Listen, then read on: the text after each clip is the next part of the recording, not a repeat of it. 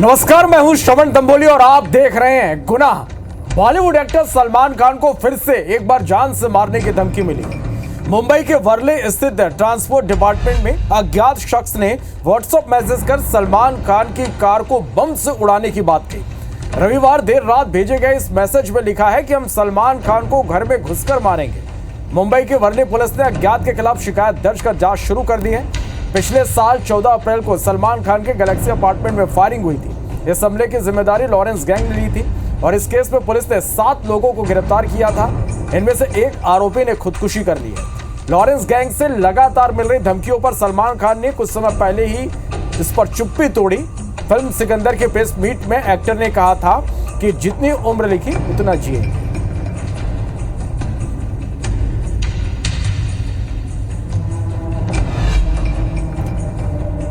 खबर अंबिकापुर से, जहां युवक ने अपनी ही मां की हत्या कर दी। आरोपी अपने बड़े भाई के दोस्त को अपनी मां के साथ आपत्तिजनक स्थिति में देख लिया था, जिससे गुस्साए छोटे बेटे ने उसे पीट पीट कर मौत के घाट उतार दिया। मामले में कार्रवाई करते हुए पुलिस ने आरोपी को गिरफ्तार कर लिया है। दरअसल पूरा मामला दरिमा के पोड़ी गांव का है, जहां 11 अप्रैल को मृतका मानकुंवर अपने घर पर थी। तभी उसका बड़ा बेटा और उसका दोस्त शराब पीकर घर आया। इसी दौरान छोटू अपने बड़े भाई के दोस्त को अपनी मां के साथ गलत व्यवहार करते देख लिया, जिससे आवेश में आकर छोटू ने अपनी मां और बड़े भाई के दोस्त के साथ मारपीट शुरू कर दी, जिससे उसकी मां की मौत हो गई। मामले में पुलिस ने आरोपी बेटे को गिरफ्तार कर लिया है और आगे की कार्रवाई में जुट गई है।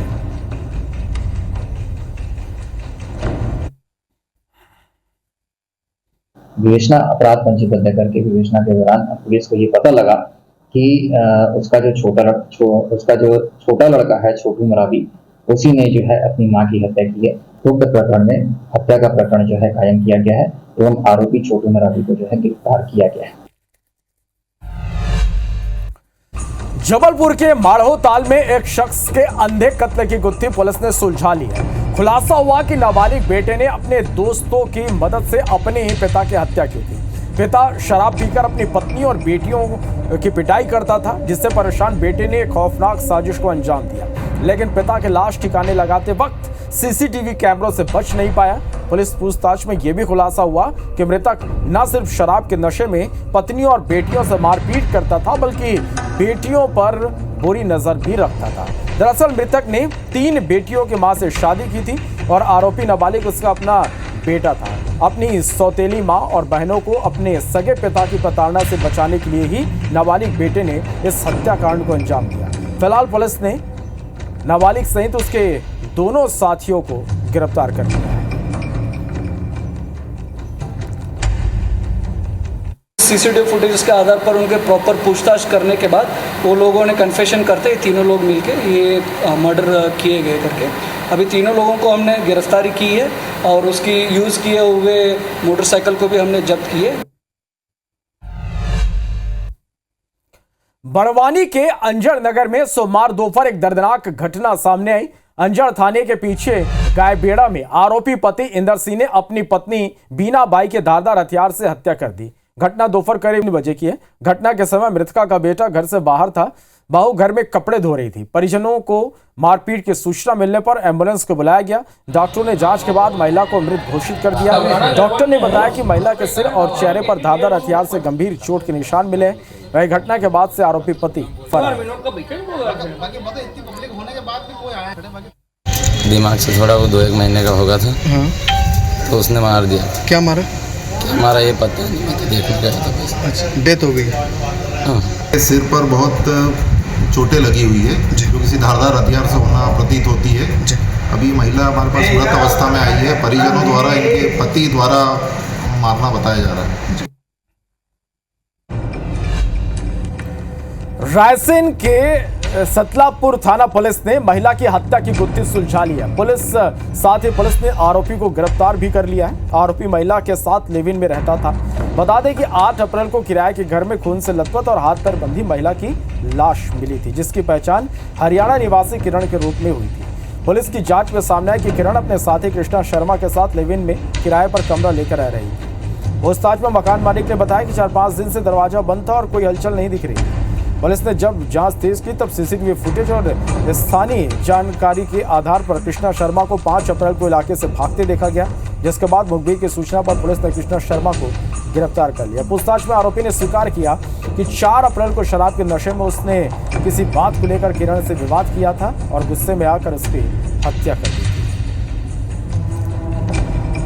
थी। महिला की लाश थी जिसके हाथ पैर बंधे हुए थे और मुंह पर भी पन्नी और इससे बांधा हुआ था, थोड़ा डिकम्पोज्ड पोजीशन में थी। उसके साथ लिव इन में रहने वाला एक व्यक्ति था, उसने फ़ोन करके सूचित किया मकान मालिक को कि उसने उसका हत्या कर दी है। इसमें हत्या का मुकदमा कायम है, आरोपी गिरफ्तार करके विवेचना की जा रही है।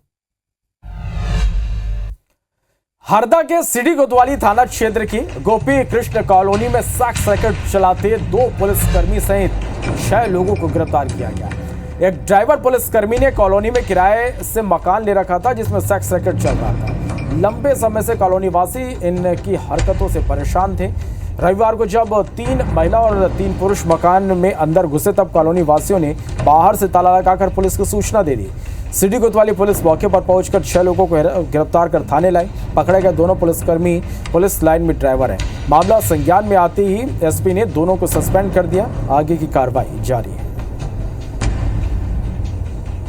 एक घर में जाके पुलिस ने तलाशी की थी तो चरित्रहीनता का मामला पाए जाने पर उनको दोनों को निलंबित किया गया है। प्राथमिक जांच डीएसपी एजी को दी गई है। देह व्यापार का बहुत दिन से चल रहा था, उसमें पुलिस वाले हैं, उसमें एक अधिकारी और है, सब 4 लोग उसमें आरोपी है। इसके अंदर गेट करवा दिए, यहाँ से लेकर वहाँ तक लोगों ने इकट्ठा करके बता दिए उनको, और ये इकट्ठा करने की पता लगा कि ये प्रवास करवाते हैं यहाँ से।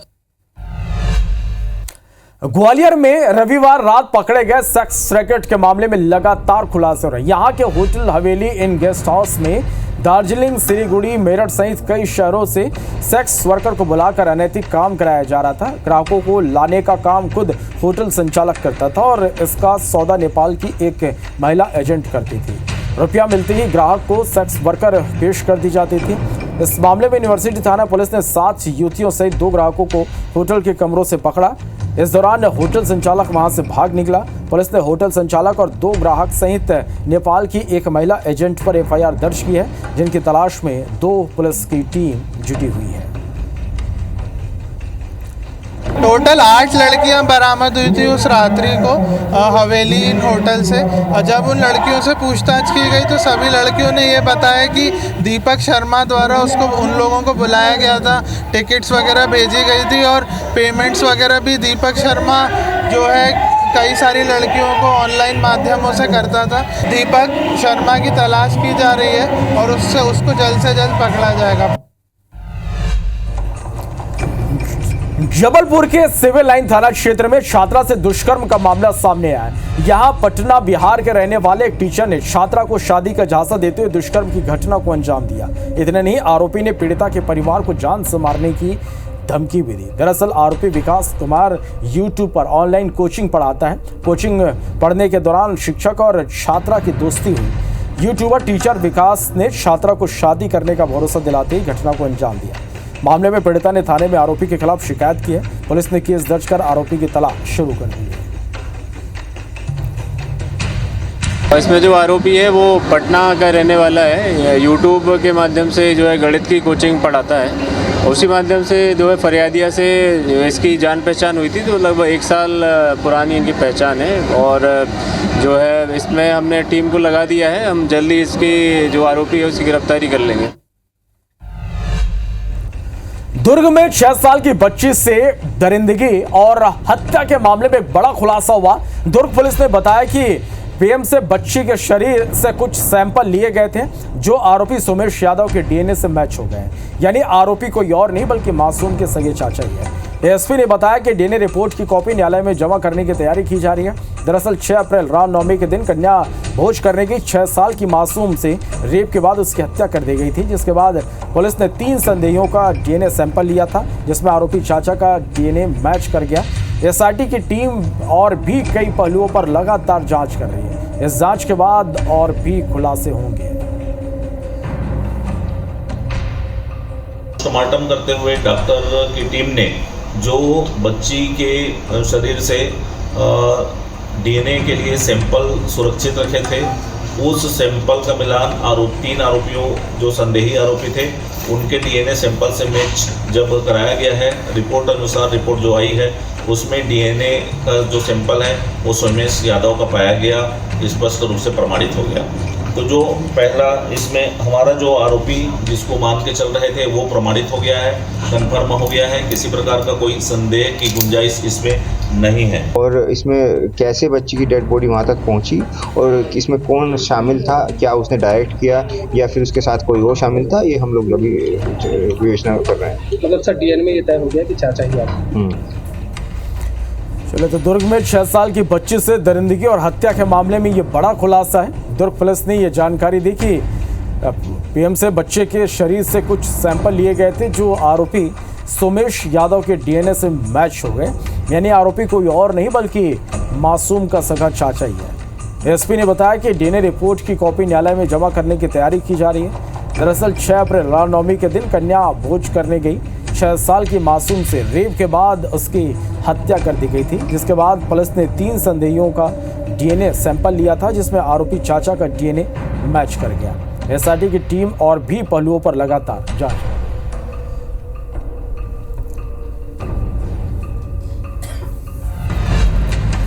और इस बीच मुरैना से एक बड़ी खबर है, जहां फायरिंग मामले में 3 आरोपी गिरफ्तार हुए हैं। पुलिस ने 10 आरोपियों के खिलाफ एफआईआर दर्ज की है। डीजे बंद करने को लेकर विवाद हुआ था। फायरिंग के दौरान एक की मौत हो गई, दूसरा घायल है। सिविल लाइन थाना के हिंगोना इलाके की यह घटना है। तो ये बड़ी खबर आप तक पहुंचा रहे हैं मुरैना से, जहां फायरिंग मामले में 3 आरोपियों को गिरफ्तार किया गया है। पुलिस ने 10 आरोपियों के खिलाफ एफआईआर दर्ज की है।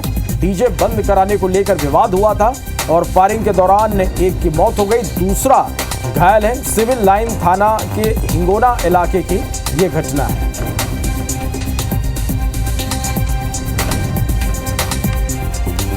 तो फायरिंग मामले में 3 आरोपी गिरफ्तार हुए। मुरैना से ये बड़ी खबर, पुलिस ने 10 आरोपियों के खिलाफ एफआईआर दर्ज की है। सत्येंद्र हमारे संवाददाता फोन लाइन पे जुड़े। सत्येंद्र, 3 आरोपियों को पुलिस ने गिरफ्तार कर लिया, किस तरह से पुलिस की जांच आगे बढ़ रही है इस मामले में?